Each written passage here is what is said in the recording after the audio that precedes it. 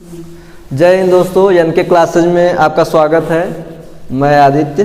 ठीक है, आपको इंग्लिश के लिए देखते हैं कि आप समझ पाते हैं हमारी भाषा या नहीं, वो तो समय बताएगा।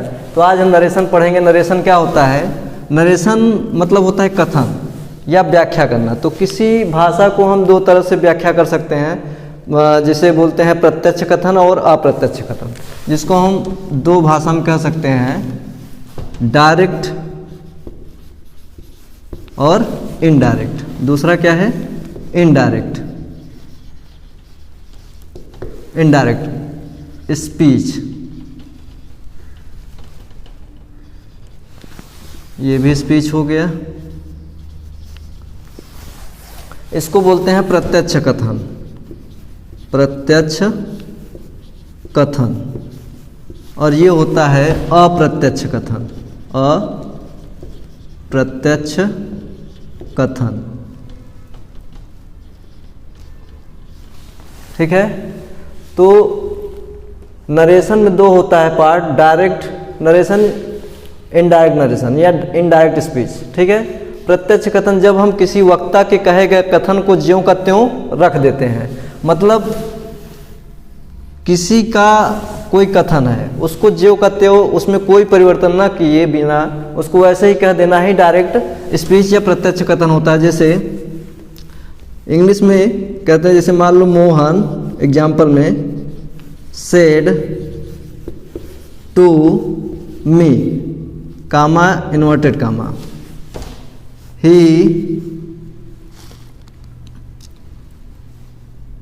गो to market, full stop inverted comma. तो यहाँ पर आप देख रहे हैं Mohan said to me, comma inverted comma, he goes to market. तो यहाँ पर ये जो शब्द है, ये जो कथन है, ये आपका डायरेक्ट का सिंबल है कि जैसा उसने कहा सेम वैसा ही उसने रख दिया। तो ये हो गया आपका डायरेक्ट। अब इसी को जब हम इनडायरेक्ट में कहेंगे तो कुछ न कुछ अपने शब्दों को लगा करके कहते हैं। जैसे अब इसका इनडायरेक्ट हम देख लेते हैं, ये आपका डायरेक्ट हो गया और इसी का इनडायरेक्ट देखते हैं तो क्या हो जाएगा? मोहन सेड को टोल्ड में बदल देते हैं, टोल्ड मी। इसके स्थान पे आपको दैट लगाना है, कंजक्शन दैट ही, ये हो जाएगा वेंट टू मार्केट। अब यहाँ पर अंतर क्या हो रहा है कि ये प्रत्यक्ष कथन है, ये अप्रत्यक्ष है। कैसे?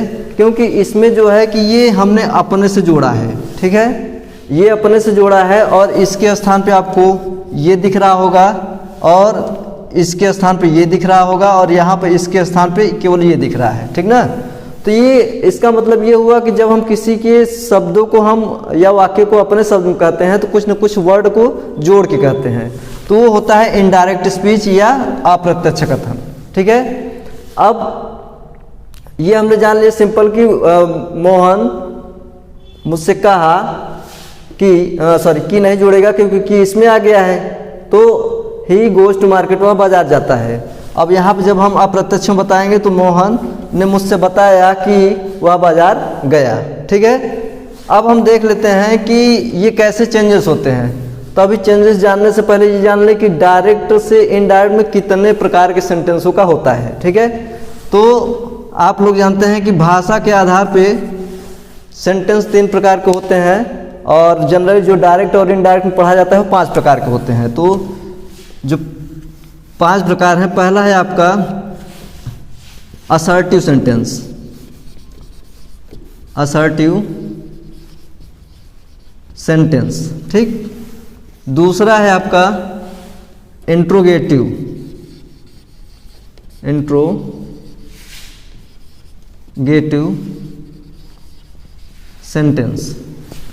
तीसरा है इंपरेटिव सेंटेंस,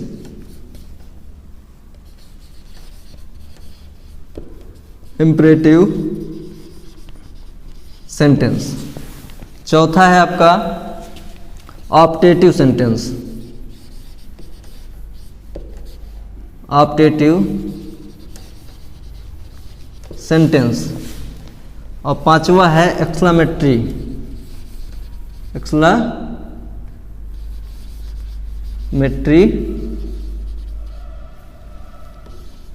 सेंटेंस।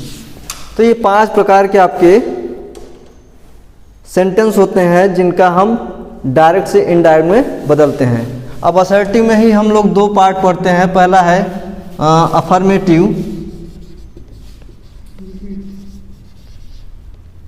अफर्मेटिव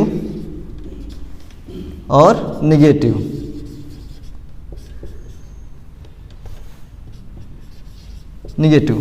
तो ये 2 सेंटेंस जो है कि असर्टिव के अंतर्गत ही आता है, अफर्मेटिव और निगेटिव इसी के पार्ट हैं। तो ये 5 का हम जो है कि डायरेक्ट से इनडायरेक्ट में बदलना सीखेंगे। ये इसमें आपका अफर्मेटिव निगेटिव आ गया, इसमें आपका प्रश्नवाचक चिन्ह रहता है।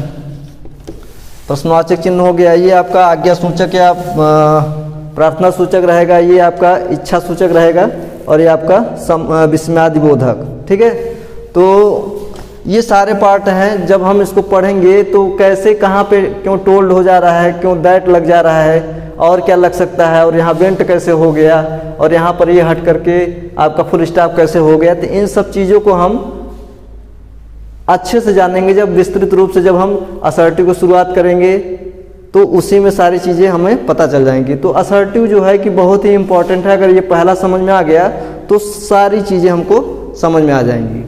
तो आज के लिए इतना ही। अगर आपको अच्छा लगा तो ये एनके क्लासेज है आप देख रहे हैं, और अगर आपको परचेज करना है तो परचेज कर सकते हैं, और इंग्लिश ऐसे ही विस्तृत रूप में आपको जानकारी मिलेगी एनके क्लासेज पर। धन्यवाद।